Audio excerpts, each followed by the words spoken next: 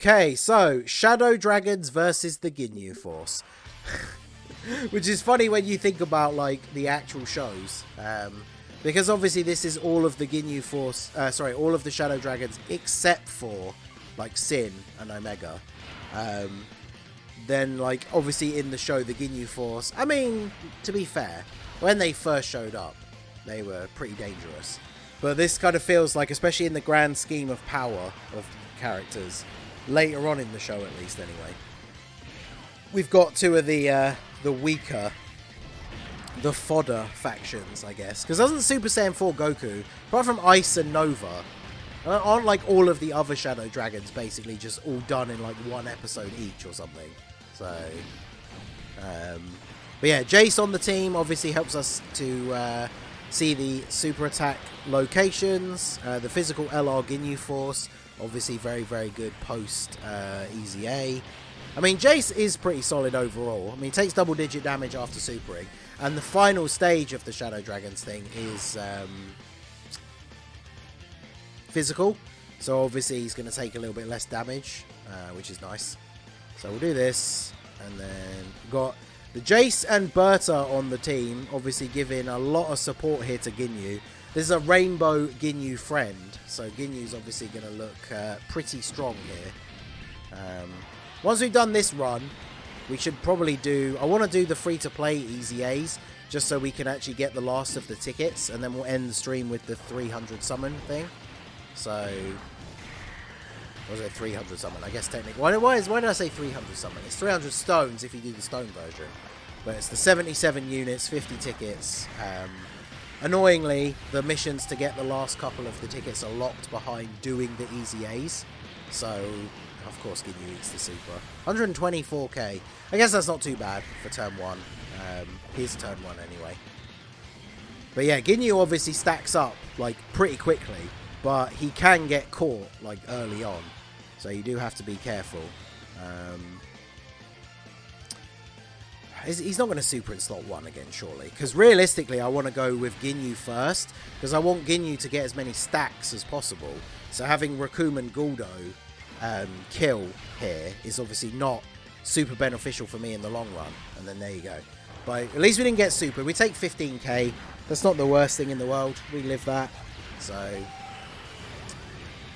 we should be looking good. I mean, the Ginyu Force team, obviously, apart from including the anniversary LRs into your builds, is like the most powerful team in the game at this point. So very, very strong. Golden Frieza just going to eat this super attack for breakfast, so we take that. We'll grab this for you, and then just grab these. Another very good turn. Good old Jace. Spotting that super attack, because we could just park Golden Frieza in front of it. Go absorb Dark Ki Blast super attack. Okay, I see you. This does double digits though, right? Oh, 5,400. So even AGL Golden Frieza still taking damage from... super attacks in these later red zone stages. Pretty crazy. But yeah, I mean, let's be fair. Like, the Ginyu team, if you've watched any of the red zone shenanigans from the JP, like, YouTubers and stuff, like, the Ginyu team can, no item all of the stages, including Broly and Omega. So, it's no real surprise that the Ginyu Force team will be able to go off here. And the thing is, the fact that some of our units can't even deal damage is actually beneficial to us in the long run, because obviously it just means more stacks for, like, Ginyu, for example. I'll avoid same type orbs when we're on full health, because ideally we want to get the Dokkan attack a little bit later into the event. But I think the combo of Raccoon and Guldo, we probably will finish him off this turn, especially with Raccoon and Guldo getting a double super. I did rainbow Raccoon and Guldo from my summons on both the part 1 and 2 like anniversary banners, because I think off of the original Ginyu banner I got 2 dupes in them, so hasn't been too long, to be fair, since they came out that we were then able to get those extra 2 copies. That is pretty good. I swear this has happened both times in a row though. As soon as we don't have the scouter effect, Ginyu eats a super attack. Fortunately, Ginyu's able to hold his own, even early on, without having all those crazy stacks. And then, of course, we're going to be able to at one point, if we do take a big hit, we're going to be able to transform with Goku, with GINYU into like GINYU Goku. And then from that point, obviously, he's just going to be cruising. So we'll do this. This guy will be done here. We can put Golden Frieza in slot 1 because we know Golden Frieza's not going to finish him off. And then that still allows GINYU to get a stack. At least he doesn't heal off of your beam supers like Super 17. So, well, I guess you could technically use that to your advantage for a team where you bring a bunch of stackers. Like, a really easy way to do this phase would be to bring like a very strong Hybrid Saiyan team and really just like turtle build like the whole thing. Just stack forever, basically.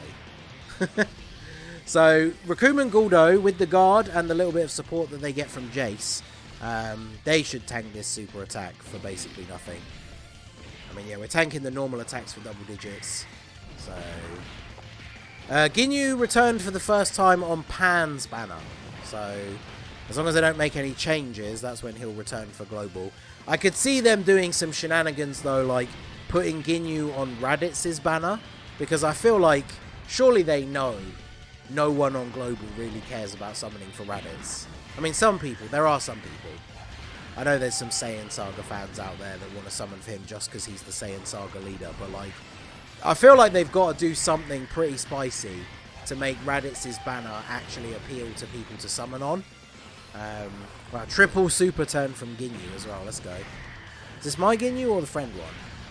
Because my one is one dupe. Yeah, it's my one. So, pretty good showing from GINYU.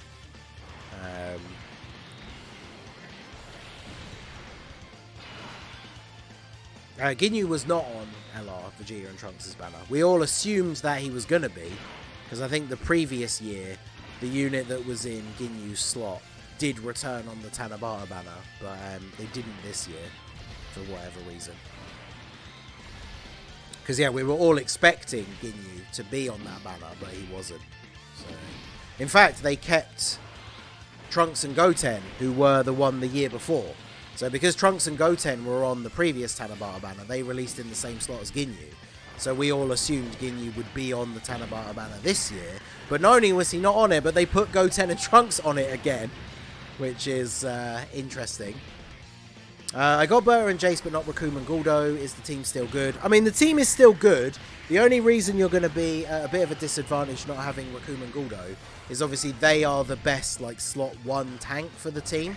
Because when they're on rotation with GINYU, they get guaranteed guard. So them being in slot 1 is always the best play. Because that's how we're running this setup here, right? Is we have them in slot 1 on one turn and then Golden Frieza in slot 1 on the other turn. What is your defense here?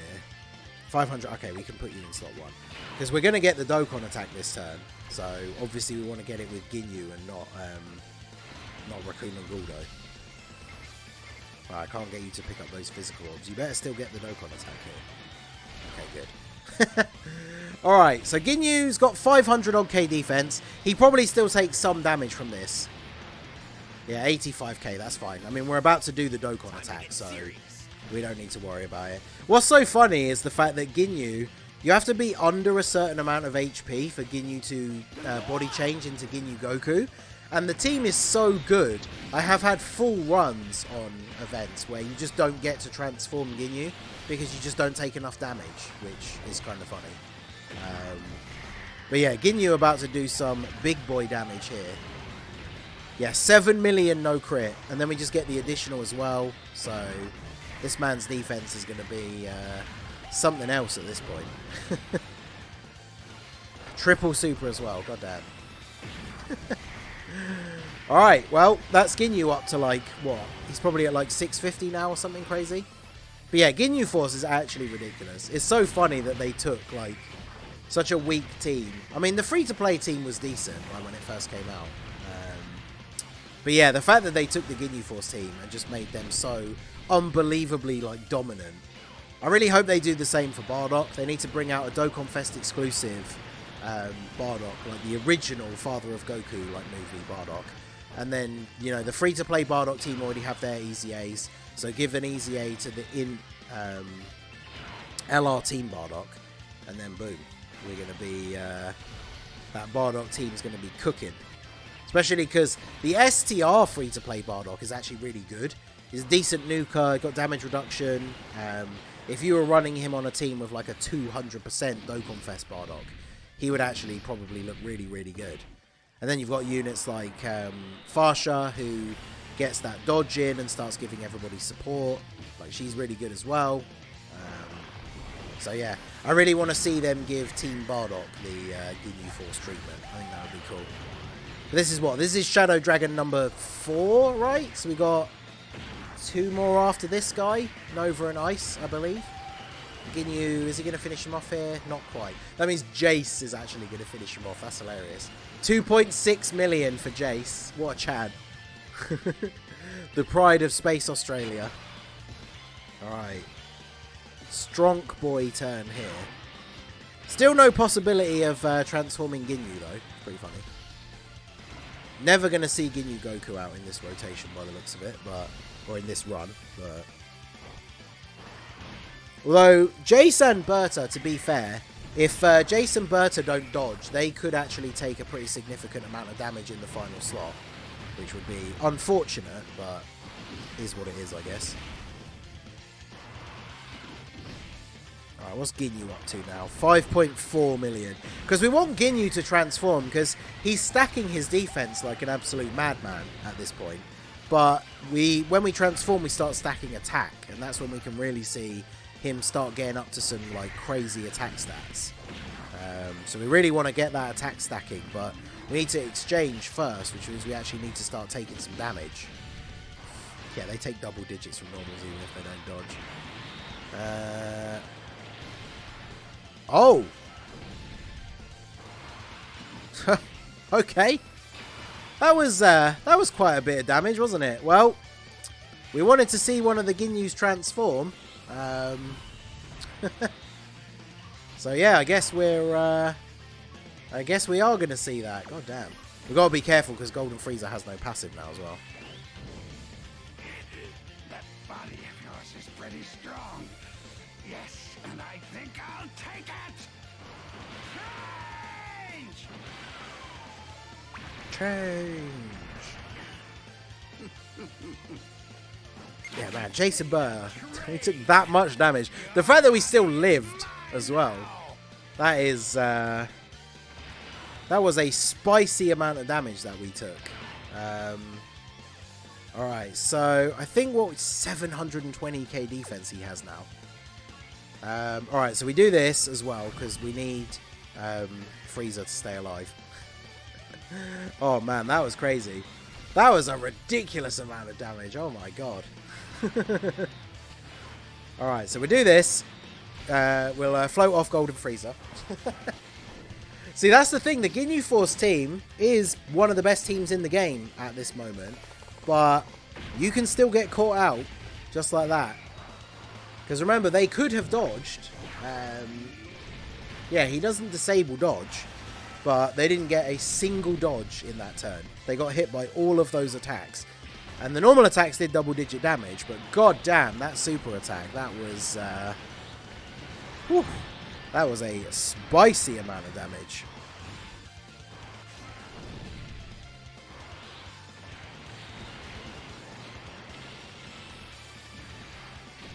Yeah, he still took 43k with the Icarus support memory active for that turn and the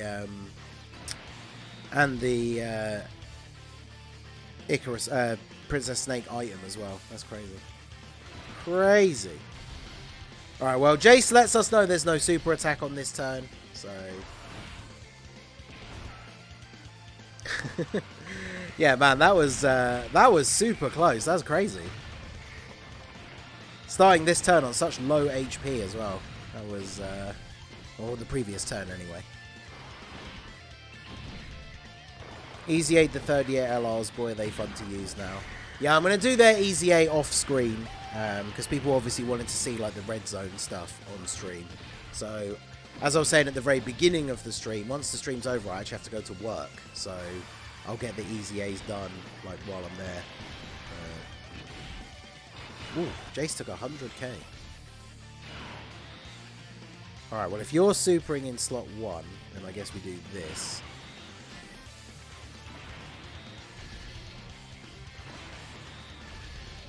Makes sense to float off the physical Ginyu force here as well. We should do a lot of damage this turn. Yeah, 7 million for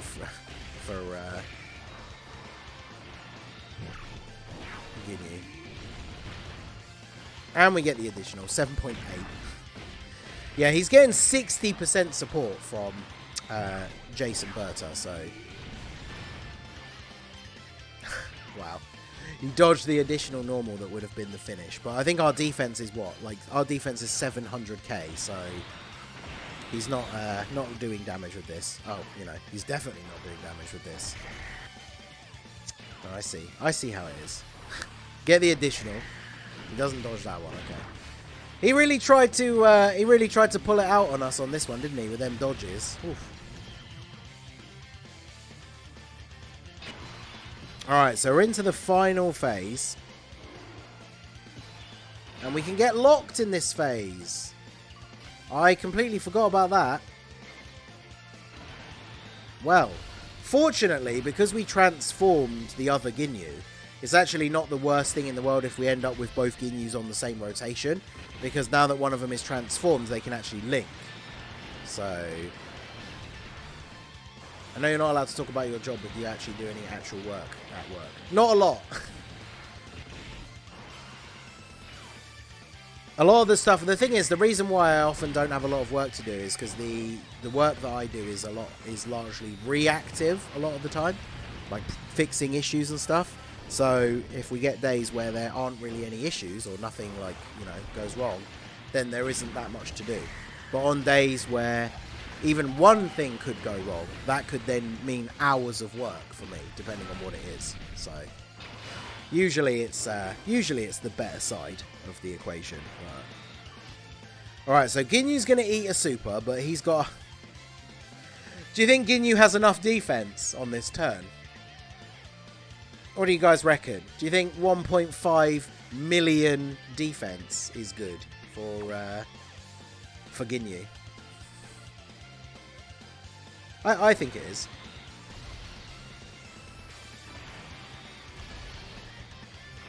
Yo, shout out to Wormio for the channel membership. Member for 7 months. Let's go. Good old membership renewal. We love to see it. Alright, so Ginyu, 9.4 million attack. With his casual 1.5 million defense, I think he's going to tank this super pretty well. What do you guys reckon? Yeah, Ginyu Toku Sentai Goat.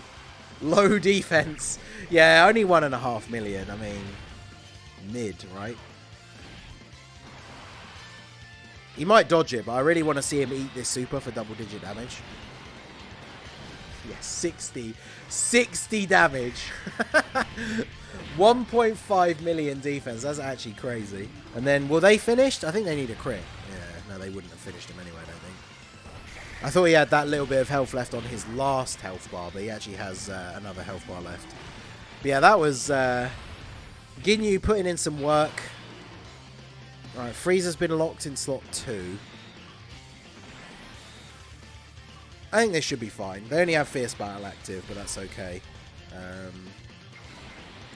Unironically, though, I could actually see physical Ginyu taking a lot of damage here.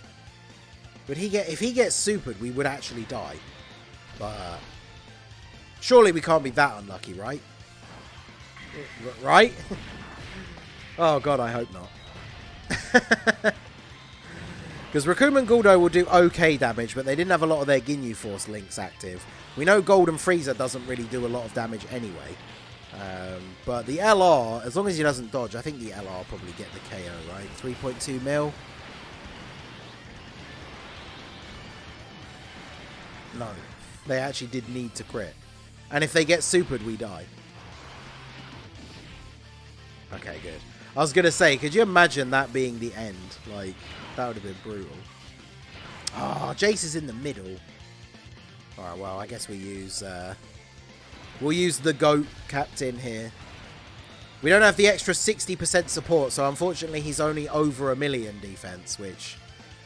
You know, I guess that'll have to do, only being just over 1 million defense, but 7.5 mil on the attack, and then it is GG for Ice Shenron. So there you go. That is the Shadow Dragons stage, beaten with the GINYU Force team. Good old GINYU Force, always coming in clutch. And that's what we like to see.